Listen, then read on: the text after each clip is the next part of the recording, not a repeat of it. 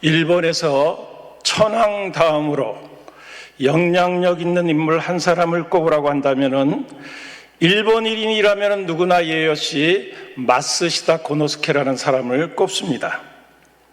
마쓰시다 전기그룹의 창업자인 그는 일본인들에게는 경영의 신으로 불려질 만큼 독자적 경영 철학과 사상 체계를 확립한 사람입니다. 마쓰시다는 일본에서뿐만 아니라 우리 대한민국에서 정치, 경제, 법학을 전공하는 사람은 누구나 다 아는 인물입니다. 왜냐하면 그는 마쓰시다 정경숙이라고 하는 일본의 젊은 정치 지도자를 양성할 수 있는 그런 단체를 만든 인물입니다. 마쓰시다 정경숙은 일본의 장래를 짊어지고 나갈 유능한 젊은 지도자를 양성하기 위해서 그가 86세 때 100억엔을 들여서 창설한 세계에서 유일한 정치 지도자 양성기관입니다. 그는 1970년에 미국 타임지의 표지인물로 선정될 정도로 2차 대전 이후에 일본을 대표하는 기업가였습니다. 마쓰시다는 기업가였지만 인간에 대한 애정이 남다른 사람으로 그의 사상은 인간에서 시작하여 인간으로 끝날 정도로 인간의 바탕을 두고 기업 활동을 지속해 나간 인물입니다. 그의 경영 철학은 인류 사람이 인류 물건을 만들기 때문에 물건을 만들기 전에 먼저 사람을 만들어야 한다. 그래서 그는 일본의 내일을 짊어지고 나갈 인재를 양성하는 기관을 만들었던 것입니다. 사랑하는 성도 여러분, 우리는 오늘 1:1 수료 예배로 이곳에 모였습니다. 그렇다면 우리는 1:1 사역이 무엇인가를 먼저 생각해 봐야 합니다. 1:1의 목적이 무엇입니까? 사람을 키우자는 것입니다. 정확히 말씀드리면은 21세기를 이끌고 나갈 하나님의 인재를 양성하자는 것입니다. 신강들의 교회가 1:1 사역을 시작한 이유가 무엇입니까?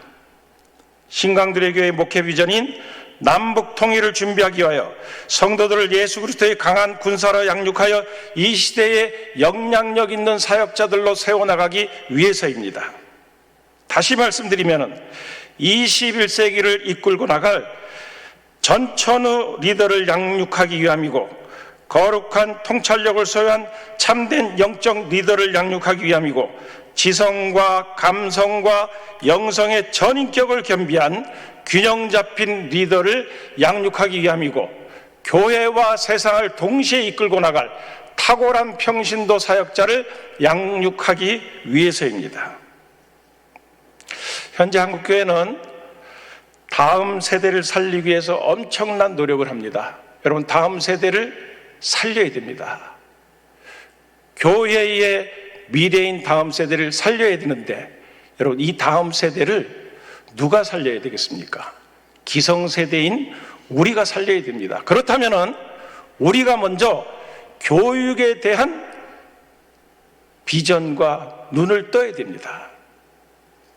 저는 신강들의 교회에 와서 우리 교회에는 시니어들이 많다는 것을 보게 됩니다.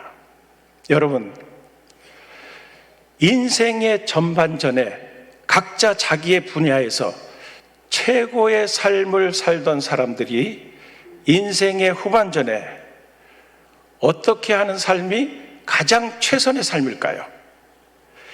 인생 후반전에 예수 그리스도의 지상명령을 실천하고 사는 삶이 가장 보람 있는 삶입니다. 성공하는 사람들의 7가지 습관을 쓴 리더십의 대가인 스티븐 코비는 리더십의 기본 원리를 학교 교육과 농사의 차이로 설명했습니다. 여러분, 학교에서는요, 웬만큼 머리가 좋은 사람은요, 강의 시간에 땡땡이 치고 게으름 피우고 있다가 시험 보기 전에 필기를 잘한 학생의 노트를 빌려서 카피 떠서 그것을 달달달 외우면은 웬만한 성적을 받을 수 있습니다. 그런데 농사는 그렇지 않습니다. 봄에 씨를 뿌리고 여름에 열심히 가꿔서 가을에 추수해야 돼요. 팽팽 놀다가 옆집 이웃이 추수하니까 나가서 씨 뿌리고 가꾼다고 해서 추수할 수가 없습니다. 농사는 시간과 정직한 땀을 쏟아부어야 하는 것입니다. 특별히 성경을 보십시오. 하나님이 쓰시는 한 인물이 만들어지기까지는 오랜 세월이 걸리는 것입니다. 한 인물이 하나님이 원하시는 인격과 비전과 능력을 가진 인물로 길러내는 데는 오랜 시간이 걸렸어요. 여러분, 다윗은 15살에 사무엘 선지자로부터 기름 부으심을 받았습니다. 근데 그가 왕이 오른 것은 30세 15년 후입니다. 그는 사울왕의 추적을 피해서 황무지와 강야로 도망 다녔습니다. 아둘람굴에서 생활했어요. 우리가 매일 아침마다 큐티하는 시편의 주옥 같은 말씀들이 이때 다윗이 쓴 것입니다. 여러분, 모세를 보십시오. 모세는 자기 백성을 애굽의 압제에서 구원하는데 80년이라는 세월이 걸렸습니다. 구원은 즉시 이루어지지만 한 인물이 하나님이 쓰시기에 합당한 인물로 만들어지는 데는 오랜 세월이 걸린다는 사실을 알아야 합니다. 사랑하는 성도 여러분, 신광두레교회가 지금 하고 있는 1:1 사역이란 무엇입니까? 1:1 양육이란 단순한 성경 공부가 아니라 양육자와 동반자가 1:1로 만나 하나님의 말씀을 가지고 서로의 삶을 나누며 성도의 관계를 맺어가는 것입니다. 그래서 동반자가 영적으로 성장하도록 도와주는 거예요. 1:1 제자 양육이란 양육자가 동반자를 4개월 동안 하나님의 말씀을 가지고 양육하는 것입니다. 그래서 동반자가 영적으로 바로 설 수 있도록 성장하도록 도와주는 거예요. 그렇다면 왜 다른 양육 방법도 있는데 1:1을 해야만 할까요? 우리는 오늘 본문 말씀을 가지고 왜 1:1인가를 생각해 보고자 하는 것입니다. 오늘 본문 2절을 보십시오. 또 내가 많은 증인 앞에서 내게 들은 바를 충성된 사람들에게 부탁하라. 그들이 또 다른 사람을 가르칠 수 있으리라. 디모데서는 바울이 디모데에게 썼습니다. 디모데는 바울이 낳은 영적 자녀입니다. 여기 본문에 있는 충성된 사람들은 디모데가 양육해서 영적으로 낳은 자녀예요. 또 다른 사람들이란 이 충성된 사람들이 양육을 하여 낳은 영적 자녀입니다. 이것이 바로 1:1 사역의 모델입니다. 사도 바울은 가는 곳마다 복음을 전하고 회당에서 집단으로 가르치기도 했습니다. 그러나 그가 사람을 세우는 방법은 1:1이었음을 오늘 본문이 보여주고 있어요. 다시 말씀드리면 사도 바울은 1:1 사역의 놀라운 비밀을 알고 있습니다. 그렇다면 1:1 사역 속에 들어있는 비밀은 무엇일까요? 첫 번째는 한 사람의 중요성입니다. 1절을 보십시오. 내 아들아, 그러므로 너는 그리스도 예수 안에 있는 은혜 가운데 강하고, 여기서 내 아들이 디모데입니다. 여러분, 사도 바울의 이대함은 그가 신분적으로 뛰어났다는 것이 아니에요. 빌립보서 3장 5절 6절에 나는 8일 만에 할례를 받고 이스라엘 족속이요 베냐민 지파요 히브리인 중에 히브리인이요 열심으로는 교회를 핍박하고 율법의 의로는 흠이 없다. 여러분, 신분적으로 사도 바울만큼 뛰어난 사람이 누가 있어요? 그런데 그가 또 신약 성경에 13권을 쓴 사람입니다. 사도 바울의 탁월함은 성경을 13권을 썼다든지 신분적으로 뛰어나는 것이 아니라 그가 선교 여행을 통하여 가는 곳마다 복음을 전하고 그곳에서 하나님의 교회를 세웠다는 것입니다. 특별히 사도 바울은 2차 선교 여행 때는 에베소에서 2년 머물면서 두란노 소원을 세워서 집단으로 가르치며 복음을 전하고 자신이 전한 복음에 결실한 사람들 중에서 택하여 가지고 집중적으로 1:1 사역을 했습니다. 그 대표적인 예가 바로 디모데인 것입니다. 하나님은 한 사람의 가치를 무엇보다 귀중하게 여기십니다. 하나님이 이끌어 가시는 역사를 보면 그것을 정확하게 알 수 있습니다. 하나님은 이 세상의 문제를 치료하거나 해결할 때에 여러 사람을 통해서 그 문제를 해결하는 것이 아니라 한 사람을 통해서 그 문제를 해결하는 것을 볼 수가 있습니다. 노아를 보십시오. 죄악이 판치고 있는 그 시대에 하나님은 노아에게 120년의 방주를 짓는 비전을 주셨어요. 이스라엘 선민 공동체를 이룰 때도 우상 숭배의 도시에 있는 갈대아 우르에서 아브라함을 불러내셨습니다.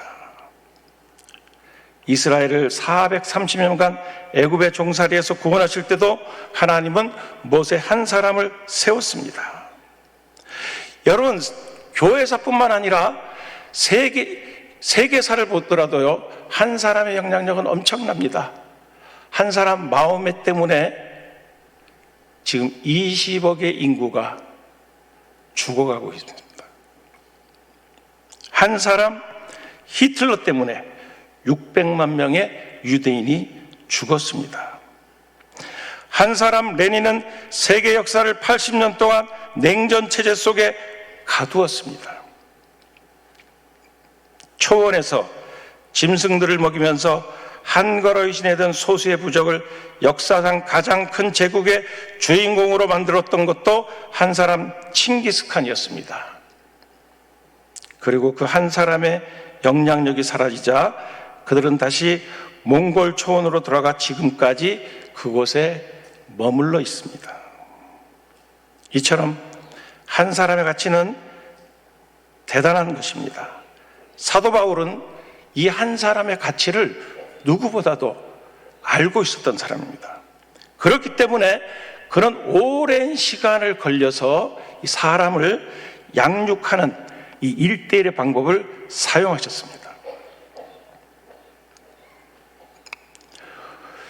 오늘 본문의 디모데는 사도 바울이 2차 선교여행 때 루스드라에서 만난 사람입니다. 이때부터 사도 바울은 사역하는 동안 언제나 그를 데리고 다녔어요. 바울이 쓴 신약 성경 13권 중에서 2개가 디모데에게 직접 쓴 것입니다. 고린도후서, 빌립보서, 데살로니가 전후서, 빌레몬서의 서두마다 나 바울과 형제 디모데는 이라고 썼습니다. 디모데 후서에서는 사랑하는 아들 디모데라고 쓸 정도로 디모데는 바울 사역의 핵심 인물이었습니다.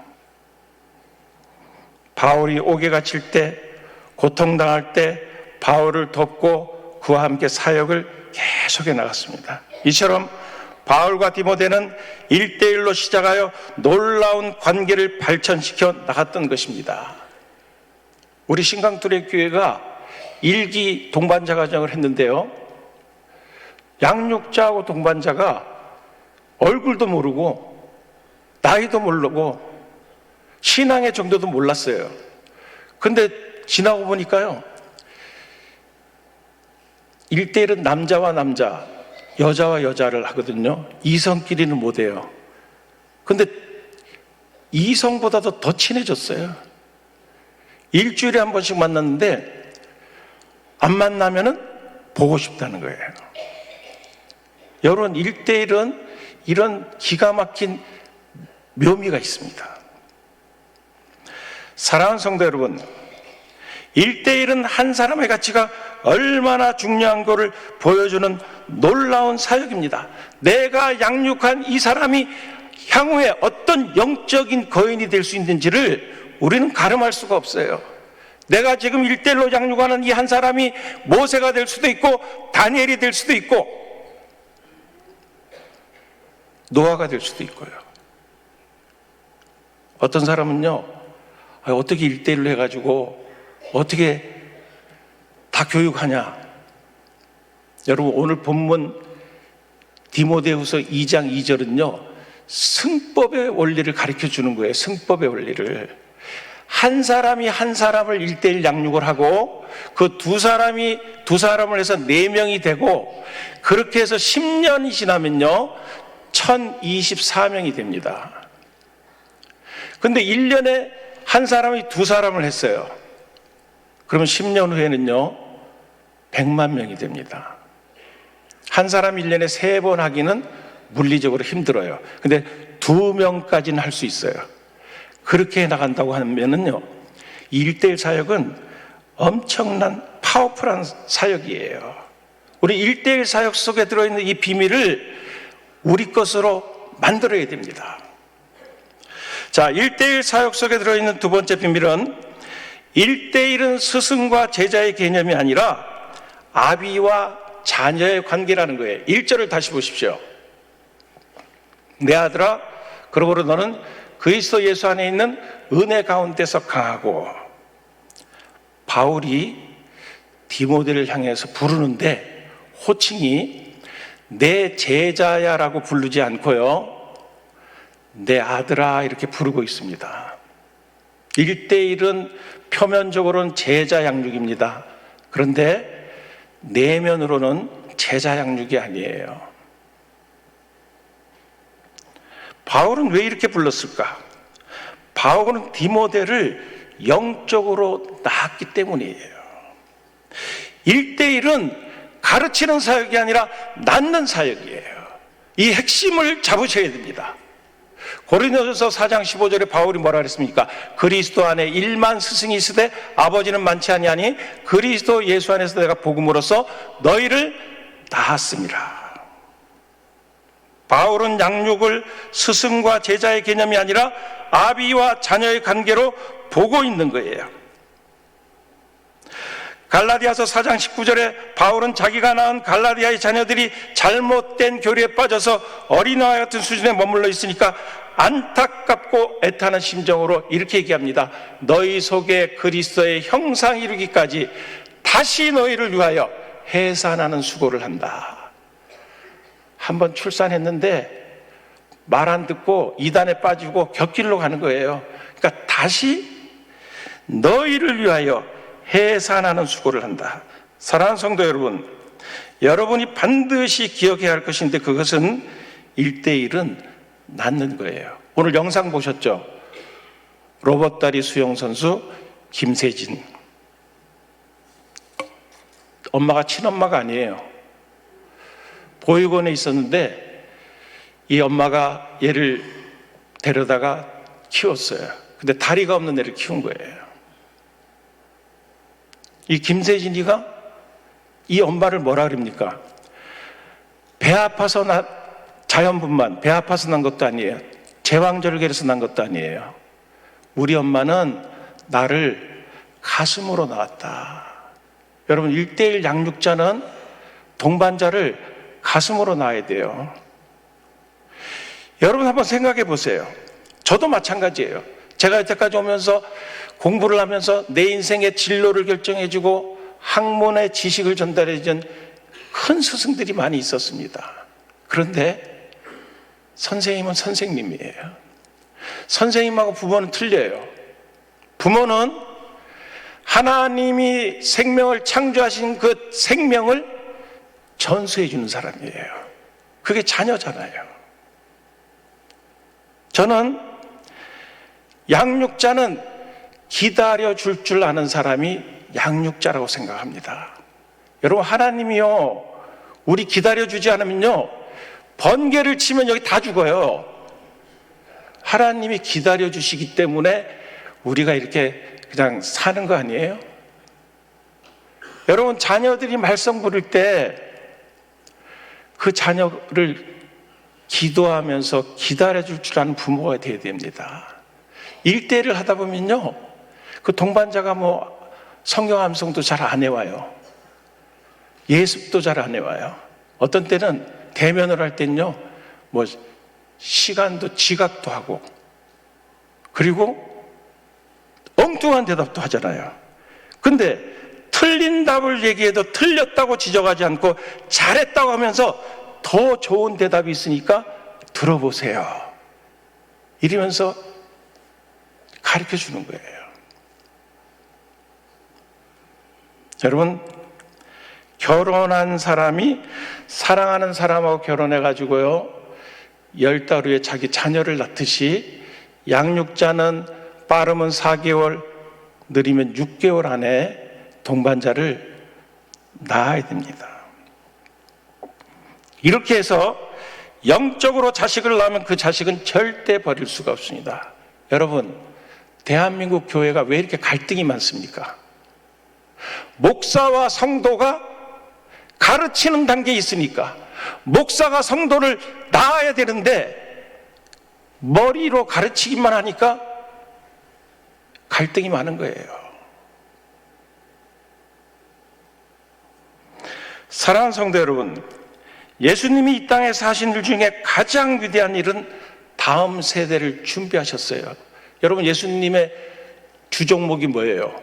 목수였잖아요. 목수. 그분은 학교 짓지 않았어요. 회당 짓지 않았어요. 12명의 사람을 선택해서 3년 동안 집중적으로 훈련시켰어요. 여러분, 우리 성경책 들고 다니면서 복음서를 그렇게 보면서 왜 예수님의 그 본질을 잡지를 못하는지 모르겠습니다. 여러분, 우리 교회가 마르다의 교회가 돼가지고 엄청 분주합니다. 바쁩니다. 여러분, 봉사를 하지 말라는 게 아니에요. 교회의 본질이 무엇이냐는 거예요. 교회의 존재 목적은 예수님이 승천하시면서 뭐라 그랬어요? 모든 민족을 제자로 삼아 아버지, 아들과 성령 이름으로 세례를 베풀고 내가 너희에게 분부한 모든 것을 가르쳐 지키게 하라 그랬잖아요. 주님이 오실 때까지, 주님이 승천하시고 오실 때까지 개인과 모든 교회는 이 사명에 충실해야 돼요. 여러분, 예수님은요, 엄청난 능력을 가지고 있었지만은 대량 생산하지 않았습니다. 소수를 선택해서 집중 양육을 시켰어요. 제가 여기 와서 시간이 걸리더라도 제가 여기 와서 제가 30명, 50명 1대1, 1대다수로 할 수 있어요. 근데 왜 온누리교회, 다른 교회 협력을 통해서 1대1로 했냐? 그렇게 해야 변화가 일어나는 거예요.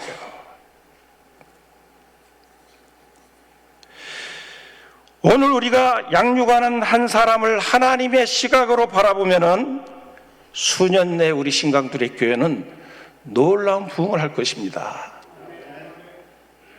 올해 50명이, 내년 초에 50명이 출발을 해가지고요, 제가 따져보니까 2028년 되면은 1000명의 사역자를 세울 수가 있습니다. 중국의 등소평은 공산주의가 심할 때 미국으로 몇만 명이 넘는 인재를 유학을 보냈습니다. 그때 주변에서 야, 유학 가서 제대로 안 돌아오면 어떻게 해? 그때 등소평이 이렇게 얘기했습니다. 그 중에 10%만 돌아와도 된다. 여러분, 이제 중국이 G2 국가가 됐죠. 그렇게 유학을 보냈던 인재들이 돌아와서 오늘날 떠오르는 중국을 만들고 있습니다. 우리는 한 사람의 무한한 가능성이 역사를 바꿀 수 있다는 1대1 사역에 눈떠야 합니다. 그리고 그 사역에 투자해야 됩니다. 여러분, 세계 비전의 출발점이 무엇입니까? 1대1이에요. 1대1. 마태복음 28장 19절 20절. 그러므로 너희는 가서 모든 민족을 제자로 삼아 아버지, 아들과 성령 이름으로 세례를 베풀고 내가 너희에게 분부한 모든 것을 가르쳐 지키게 하라. 볼지어다 내가 세상 끝날까지 너희와 항상 함께 있으리라 하시니라. 세상을 복음화시키는 하나님의 방법은 거창한 것이 아닙니다. 예수님의 명령대로 가서 한 사람 한 사람씩 세례를 주고 가르쳐 지키게 하는 것이 바로 세계 복음화의 시작입니다. 사랑하는 성도 여러분, 이 세상에서 가장 의미 있는 일이 무엇일까요? 그것은 다른 사람을 세우는 것입니다. 모두에서 말씀드린 마쓰시다 고노스케는 이런 말을 남겼습니다. 모든 사람이 자기보다 위대하다고 생각하고 일을 하면 반드시 성공을 거두어 생각지도 못했던 큰 일을 해낼 수 있다. 마스시다는 학벌이 뛰어난 사람이 아니었어요. 근데 그는 성공의 비결을 다른 사람의 탁월함을 빌려 쓰는 거예요. 마스시다는 자기보다 우수한 인재를 잘 활용할 줄 아는 안목과 능력을 가지고 있었던 사람입니다. 여러분, 참된 리더는 우수한 사람을 키우는 사람이요, 우수한 사람을 곁에 둘 줄 아는 사람이요, 우수한 사람을 적재적소에 배치시켜서 능력을 발휘할 수 있도록 하는 사람입니다. 여러분은 예수를 믿을 때 하나님이 각자 여러분에게 주신 영적 은사가 있어요. 재능은 육적인 탄생으로 하나님이 주어진 거지만은 영적 은사는 영적으로 거듭날 때 하나님은 예수 믿는 사람에는 누구나 한 개 이상의 은사를 주었어요. 영적인 리더는 하나님의 사람 속에 있는 그 하나님의 은사를 끄집어내서 적재적소에 배치시켜서 그들로 하여금 최고로 기쁘게 하나님을 섬기도록 해줄 수 있는 사람이에요. 한평생 시계만을 만들어 온 사람이 있었습니다. 그는 이제 나이가 들어서 더 이상 시계 만드는데 한계를 느꼈습니다. 그래서 마지막으로 온 심혈과 정성을 다 바쳐서 시계를 하나 만들었습니다. 그리고 그 완성된 시계를 아들에게 주었습니다. 그런데 아들이 시계를 받아보니까 초침은 금으로 돼 있고 분침은 은으로 돼 있고 시침은 구리로 돼 있는 거예요. 그래서 아들이 이렇게 질문했습니다. 초침보다 시침이 금으로 되어 있지 않을까요? 근데 아버지는 아들에게 이렇게 얘기했습니다. 초침이 없는 시간이 어디에 있겠느냐? 작은 것이 바로 되어야 큰 것이 바로 가지 않겠느냐? 초침의 길이야말로 황금의 길이란다. 그리고 아들의 손목에 그 시계를 걸어주면서 1초 1초를 아껴서 살아야 한다. 1초가 세상을 변화시킨다. 우리는 작은 것을 소홀하게, 작은 것은 아무렇게나 해도 상관없는 것으로 생각할 때가 많습니다. 그러나 시계를 만든 아버지의 말처럼 작은 것이 없는 큰 것은 존재하지 않습니다. 잠실에 가면은 롯데월드타워 123층이 있는데 그 건물 지을 때도 벽돌 한 장부터 시작했어요. 식량을 비축하는 것도 쌀 한 톨에서부터 시작되는 거예요. 좁은 길을 지나가야 큰 길이 나옵니다. 마태복음 25장에는 달란트 비유가 있죠. 연말 되면은요, 많은 목사님들이 이 본문을 가지고 설교를 합니다. 5달란트, 2달란트, 1달란트. 근데 제가 얼마 전에 이 본문을 다시 보다가 5배, 2배로 남긴 종에게 주인이 마태복음 25장 21절에서 이렇게 말씀합니다. 그 주인이 이르되 잘하였도다 착하고 충성된 종아, 내가 작은 일에 충성하였음에 내가 많은 것을 내게 맡기리니 내 주인의 즐거움에 참여할지다 하고,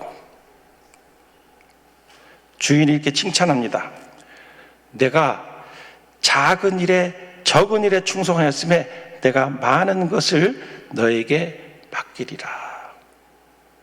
1:1 사역은 거창한 사역은 아닙니다. 화려한 사역도 아닙니다. 그러나 분명히 기억해야 할 것은 적은 일에 충성하는 자에게 주님은 더 많은 것을 맡기신다는 것을 기억하시기 바랍니다. 기도하겠습니다. 살아계신 하나님, 우리 신강두레 교회가 1:1 사역을 통해서 비상할 수 있도록 성령의 능력을 더하여 주시고, 한라에서 백두까지, 백두에서 예루살렘이 회복되는 일에 이 1:1 사역이 귀하게 사용되는 도구가 될 수 있도록 축복하여 주시옵소서. 예수님의 이름으로 기도합나이다. 아멘.